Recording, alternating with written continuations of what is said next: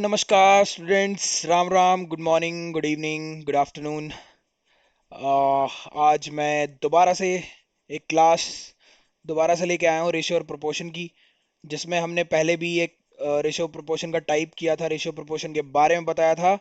और दोबारा से मैं टाइप्स लेके आया हूँ रेशियो प्रोपोर्शन की क्लास का, जिससे मैं सारे टाइप कराने की कोशिश कर रहा हूँ, जहाँ पे तुम लोगों को बहुत इजीली सारे टाइप्स बहुत ही अच्छे से समझ में आएंगे। और अगर तुम एक बार सारे टाइप से गुजर जाओगे, एक बार वो सारे क्वेश्चंस कर लोगे, तो मैं गारंटी देता हूं कि आपका जो भी एग्जाम होगा उसमें अगर कोई भी रेशियो प्रोपोर्शन का कोई भी क्वेश्चंस आएगा, तो आप कभी भी फंसोगे नहीं और बहुत ही बेहतरीन तरीके से आप क्वेश्चन को कर जाओगे। रेशियो प्रोपोर्शन, परसेंटेज, फ्रैक्शन, ये जो टॉपिक्स है ना, ये बड़े ही नॉर्मल टॉपिक्स हैं, जिसमें बस हमारे कॉमन सेंस की ज़रूरत है, हमारी कैलकुलेशन की ज़रूरत है, और आप इजीली उसको अचीव कर सकते हो, सॉल्यूशन निकाल सकते हो। So welcome to Brainypedia skill. ये एक लर्निंग प्लेटफॉर्म है, जहाँ पे आपको बहुत कुछ सीखने को मिलता है। बहुत सारे एग्जाम्स की तैयारी हम लोग करवाते हैं, और बहुत ही अच्छे से। हमारी faculty one of the best faculty है, और सभी फैकल्टी मेंबर्स जो हैं, जो भी टीचर्स हैं, वो बहुत ही अच्छी वीडियोस डालते हैं। आप जरूर देखिए, चैनल को सब्सक्राइब करिए, फॉलो करिए, लाइक करिए। और भाई, क्या है, फॉलो करके दूसरों को शेयर भी कर दीजिए। इतना ही तो मांगा है आपसे, फ्री की नॉलेज मिल रही है, सब कुछ मिल रहा है आपको। तो अब हम ये जो चैप्टर है रेशियो प्रोपोर्शन का, नए टाइप के क्वेश्चंस मैं लेके आया हूं आपके सामने, और आपको लगेगा कि क्या बात है सर, मजा आ गया एकदम, बिल्कुल गर्दा उड़ा दिए सर। तो चलिए फिर स्टार्ट करते हैं। मेरा नाम चंदन तिवारी, जैसे कि आपको पता ही है, क्वांट का टीचर हूँ। फैकल्टी ब्रेनीपीडिया स्किल पे मैं फैकल्टी हूँ मैथ्स का, जिसमें मैं बहुत सारे एग्जाम्स, बैंकिंग हो, एसएससी हो, रेलवे हो, सीडीएस हो, एनडीए हो, कोई भी कॉम्पिटिटिव एग्जाम जहाँ पे आपको देखने को मिलता है मैथ्स, उसकी मैं तैयारी करवाता हूँ। चलिए तो फिर, ये है रेशियो एंड प्रोपोर्शन की क्लास। तो हम सीधा चलते हैं बिना किसी देरी के आगे क्वेश्चन पे। देखिए, इस टाइप के क्वेश्चंस बहुत आते हैं, इसमें भी बड़े कोई दिक्कत तो नहीं होती, बच्चा आराम से कर सकता है। लेकिन बस इसका मेथड समझने वाली बात है कि जब भी तुम्हें ये दिखे कि 3a equals to 2b equals to 4c, तो तुम ए बी सी का रेशो कैसे निकालोगे। बेटा कुछ नहीं है, अगर ये साथ में नंबर दिए होते हैं, तो इनका सिर्फ मैं क्या करता हूँ, एलसीएम ले लेता हूँ। जो भी ये साथ में नंबर दिख रहे हैं, इनका एलसीएम ले लेता हूँ। कितना हो गया, 3, 2 और 4 का एलसीएम हो गया 12। जी सर। अब बताओ, अगर मैं ए की वैल्यू निकालूं, तो 12/3, 3 × 4 = 12। बी की वैल्यू निकालूं, तो 12/2, 2 × 6 = 12। और अगर मैं सी की वैल्यू निकालूं, तो 12/4, 4×3 = 12। तो अब बताओ, क्या ये कट रहा है? नहीं सर, बिल्कुल नहीं कट रहा है, क्योंकि अगर रेशो अगर और भी मॉडिफाई करना हो हमको, तो ये अगर कट रहे होंगे तो हम काटेंगे और दोबारा मॉडिफाई, मतलब एकदम लोएस्ट वैल्यू पे हम आके रुक जाएंगे। तो ये 4, 6, 3, तो भाई यही रेशो हो जाएगा, और यही हमारा आंसर हो जाएगा। क्या बात है सर, मजा आ गया। चलो तो फिर इसी बात पे दूसरा क्वेश्चन करके दिखा दो मुझको। जी सर, अभी करते हैं। लो जी, तो बताइए ना, अगर 2a बराबर है 3b के, और 3b बराबर है 4c के, और 4c बराबर है 5d के, तो भैया यहाँ पे चार चार क्या है, हमारे पास वेरिएबल्स हैं, और उनके साथ नंबर दिए हुए हैं, तो तुम्हें मैंने बताया ही क्या करोगे। एक्चुअली ये जो ऐसे क्वेश्चंस होते हैं, उनमें ना ये एक कांस्टेंट टर्म के बराबर होते हैं। मतलब कहने का मतलब है, ये किसी के बराबर होते हैं। ठीक है, समझ रहे हो। इसीलिए हम एलसीएम लेके वो वैल्यू मान के और हम रेशियो निकाल देते हैं, क्योंकि हमें रेशियो निकालना है, कोई परफेक्ट चीज नहीं निकालनी है, परफेक्ट वैल्यू नहीं निकालनी है, हमें रेशियो निकालना है। रेशियो कोई परफेक्ट वैल्यू नहीं होती है, मेरी बात समझिए। परफेक्ट वैल्यू कभी नहीं होती है रेशियो। रेशियो सिर्फ एक मापने का तरीका है कि इतना इतना इतना इस रेशियो में ये चीजें डिवाइड होंगी।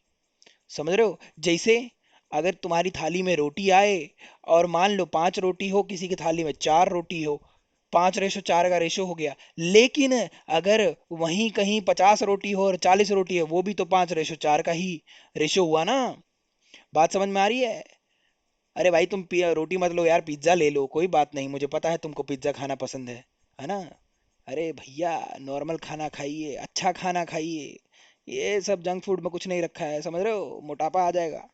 चलिए, तो ये अभी हमने किया, तो इसका एलसीएम लेंगे, 2 3 4 5 सीधा। देखो दिमाग में ही एलसीएम निकालो, कहीं तुम ये वाला टेक्निक अपनाओ कि सर ऐसे निकालते हैं, अरे भैया तुम ये फिर बहुत दूर हो तुम एग्जाम से।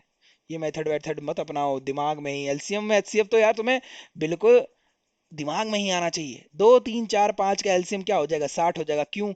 अब देखो एक तरीका होता है, एलसीएम क्या है, एक नंबर जब आ जाता है ना अंदर, तो उसको रिपीट नहीं करते। जैसे ये 2 ले लिया मैंने, मल्टीप्लाई 3 ले लिया मैंने, देखो एक 2 तो मैं ले चुका हूँ, एक 2 और बचेगा, 2 2 जा 4 होता है, तो एक 2 और ले लूंगा, और यहाँ पे 5 ले लूंगा, खत्म।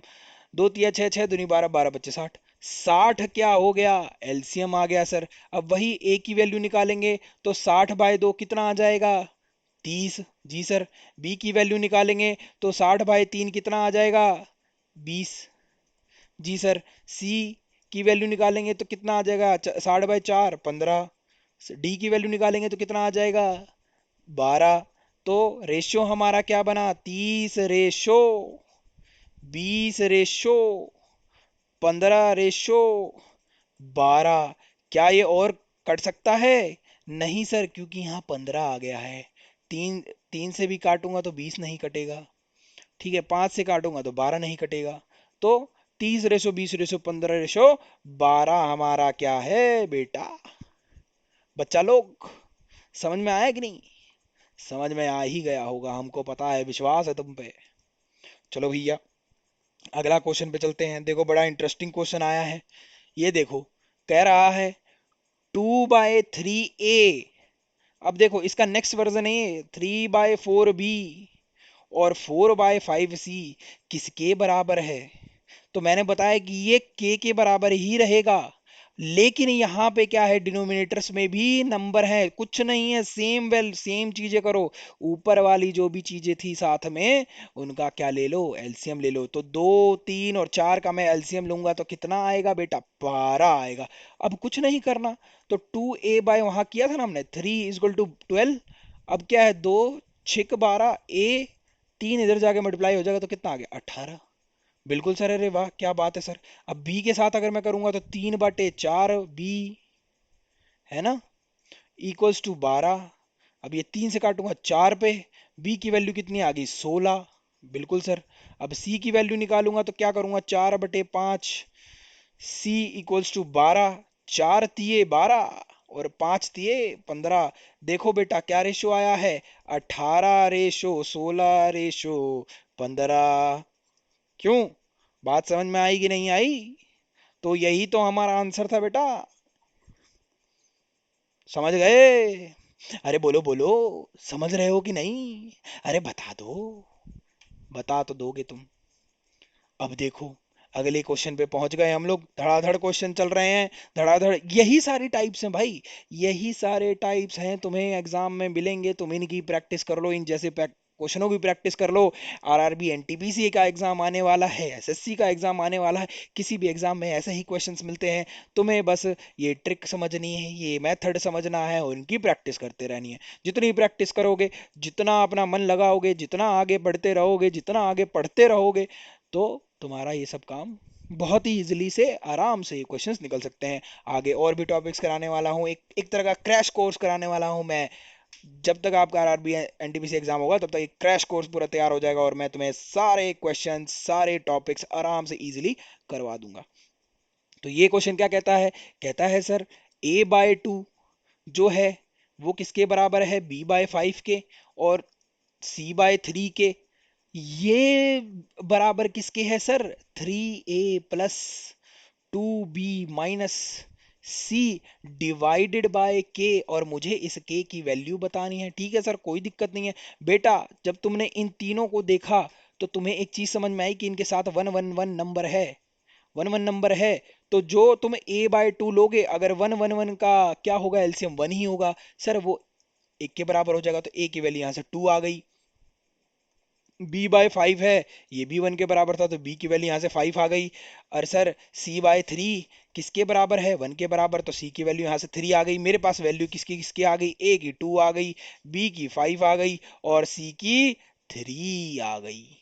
जी सर, सीधा बेटा कुछ नहीं करना है, इनकी वैल्यू उठा के इसमें पुट कर दो, ये जो मैंने बताया था ना इसमें पुट कर दो। क्या करूंगा, ए की वैल्यू रखूंगा तो 3 दूनी 6, प्लस बी की वैल्यू रखूंगा तो 5 दूनी 10, माइनस सी की वैल्यू रखूंगा तो क्या रखूंगा, माइनस सी की वैल्यू रखूंगा तो -3 बटे में क्या है के, ये भी तो 1 के बराबर होगा, क्योंकि जब मैंने ये सारे एलसीएम ले तो ये भी 1 के बराबर हो जाएगा।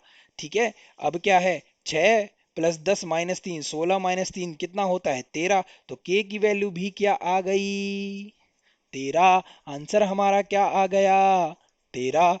समझ गए, बात समझ में आई कि नहीं। अरे नहीं आई हो तो अभी बता दो, अभी बता दो। नहीं अभी नहीं, बाद में भी बताओगे तो कमेंट में लिख देना, कोई बात नहीं। चलो अगला क्वेश्चन देखते हैं। अगले क्वेश्चन में कह रहा है कि भैया a/3 equals to b/4 equals to c/5। क्या बात है, क्या बात है सर। देखो, वही सेम मेथड और कुछ करना ही नहीं है। कह रहा है कि ये वैल्यू बता दो, ये वैल्यू क्या है, a plus B plus C divided by B. क्या बात है सर, वही सेम चीज, 1 1 1, इनके साथ में 1 1 है तो एलसीएम भी 1 1 1, मतलब 1 ही है। और a की वैल्यू यहाँ से सीधी 3, b की वैल्यू 4 और c की वैल्यू 5। सर उठा के पुट कर दें, अरे देरी क्यों कर रहे हो, जल्दी पुट करो।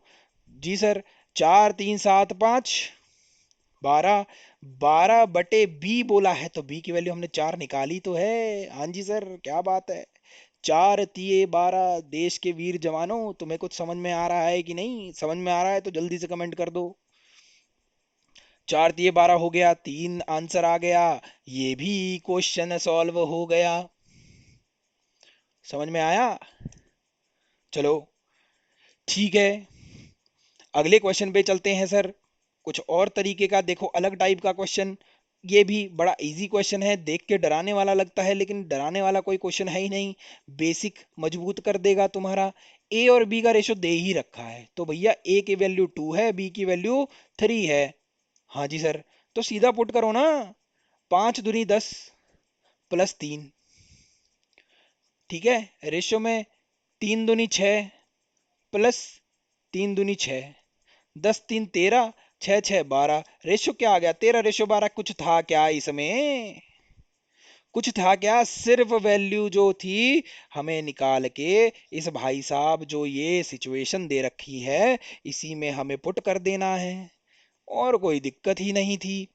तो भैया देखो कितनी जल्दी जल्दी क्वेश्चन हो रहे हैं रेशो के, क्या सेकंड लगता है, एक नंबर फ्री का है, कहीं 2 नंबर फ्री के हैं। सीजीएल में आएगा, सीएचएसएल में, एमटीएस में आएगा तो 2 नंबर फ्री के हैं, आरआरबी एनटीपीसी में आएगा तो 1 नंबर फ्री का है।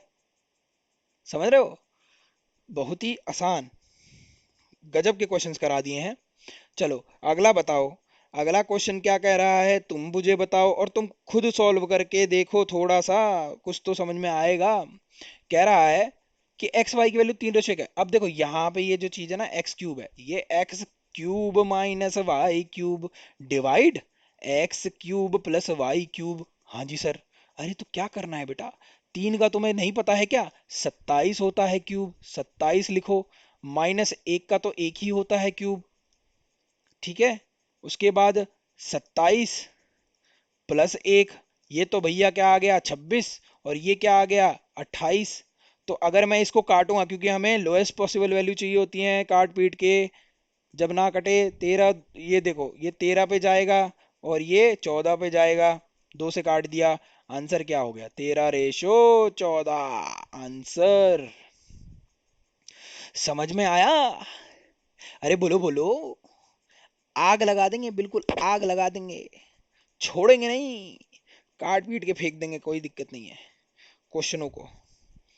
ठीक है, अब क्या कहता है देखो, अब थोड़ा सा लेवल अप करेंगे। अब कर दिया, 94 is divided into two parts in such a way that the fifth part of the first and the eighth part of the second are in the ratio 3/4। तो फर्स्ट पार्ट बताइए, कोई दिक्कत नहीं है, दोबारा से पढ़ो, दोबारा से पढ़ के नहीं आए तो तिबारा पढ़ो। चलो, पहली बार में ही समझ में आ रहा है कि देखो क्वेश्चनों को तोड़ लिया करो। सच अ वे दैट के बाद क्या बोलता है?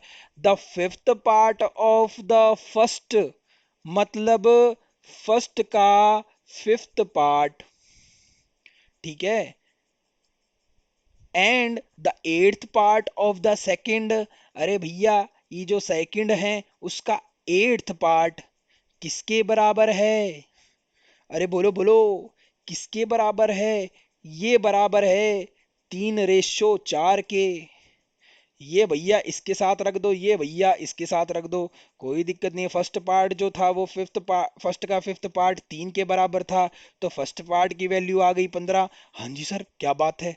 तो सर फिर उसके बाद क्या करें?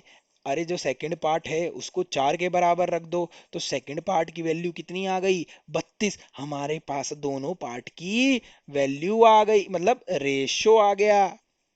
ये रेशियो आया है, वैल्यू नहीं आई है। वैल्यू तो अब आएगी जब हम मल्टीप्लायर यूज करेंगे 94 निकालने के लिए। 15 और 32 फर्स्ट और सेकंड पार्ट मिला के देखो, ये 94 डिवाइड कितने में हुआ था? टू पार्ट्स में।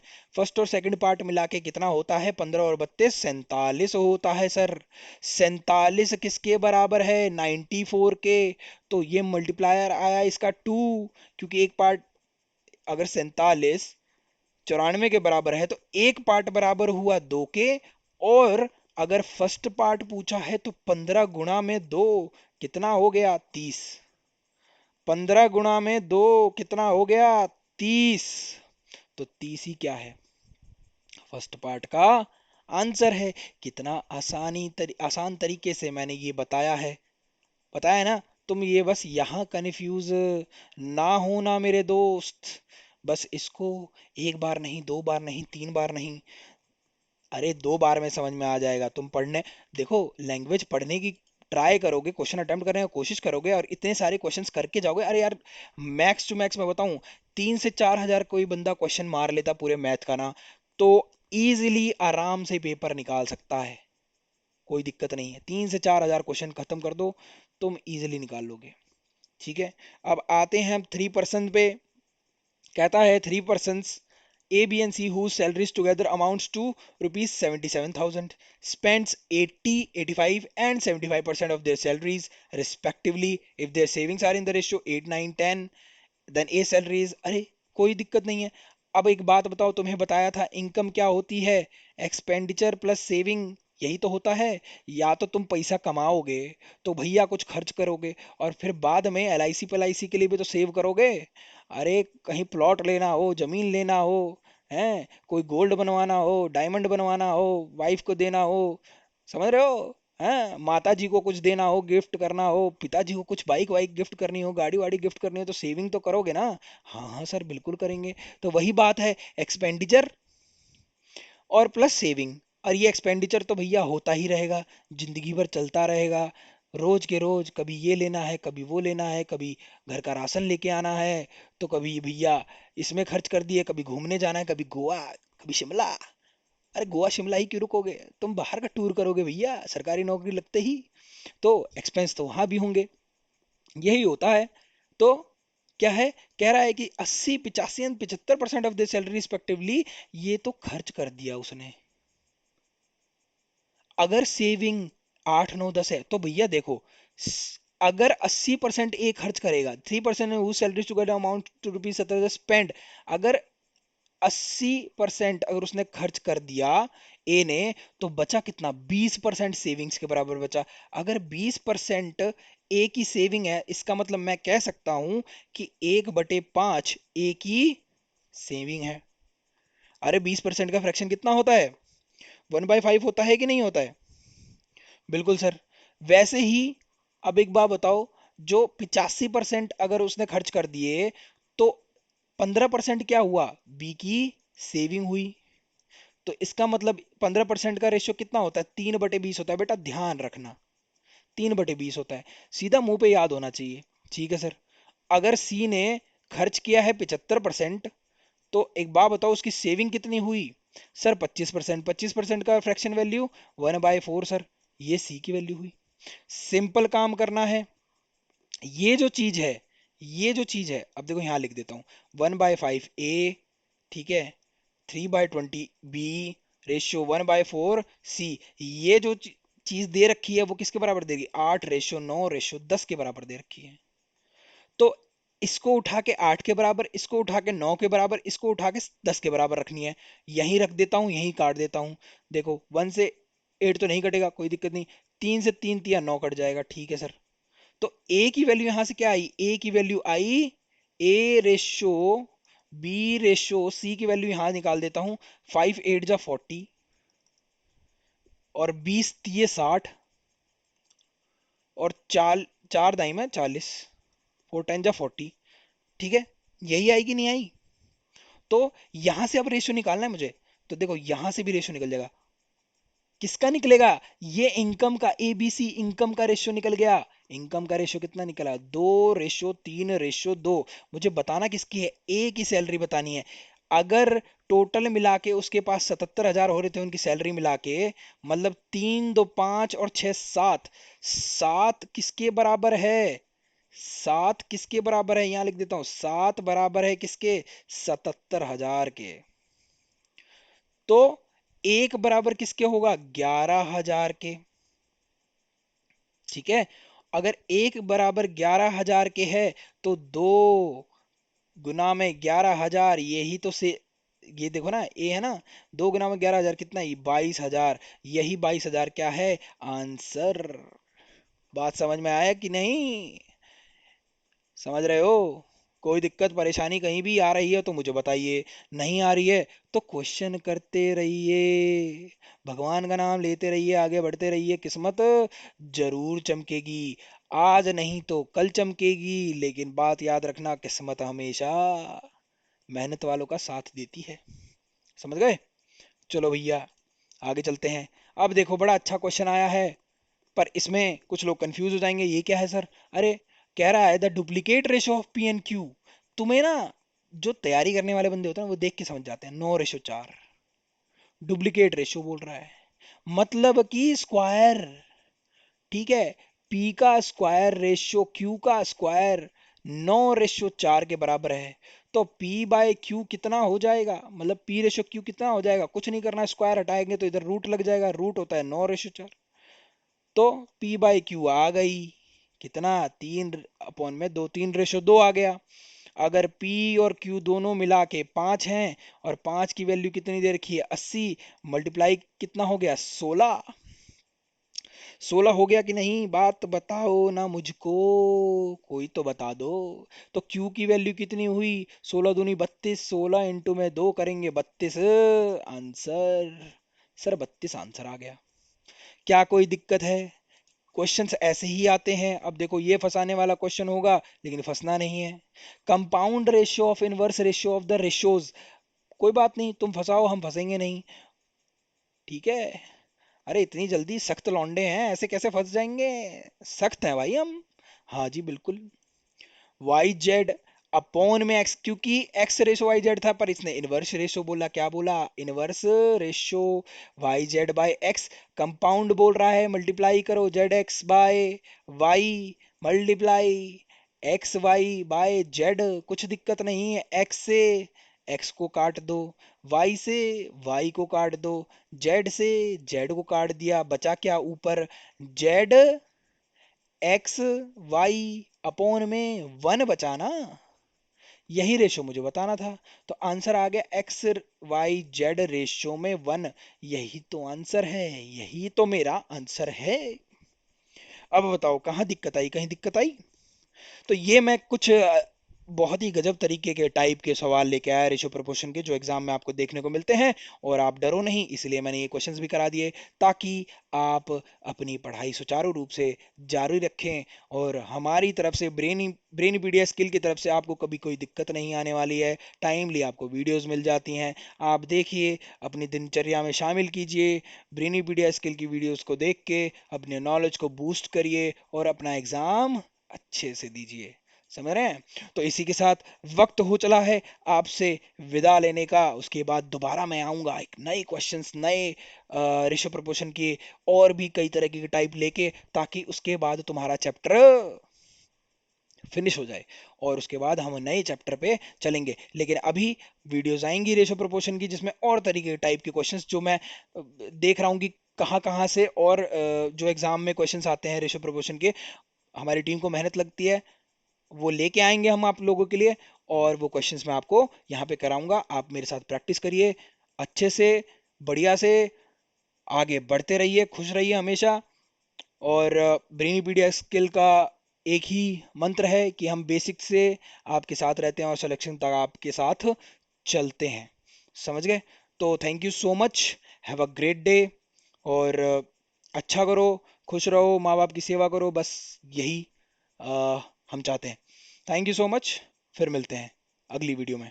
Thank you.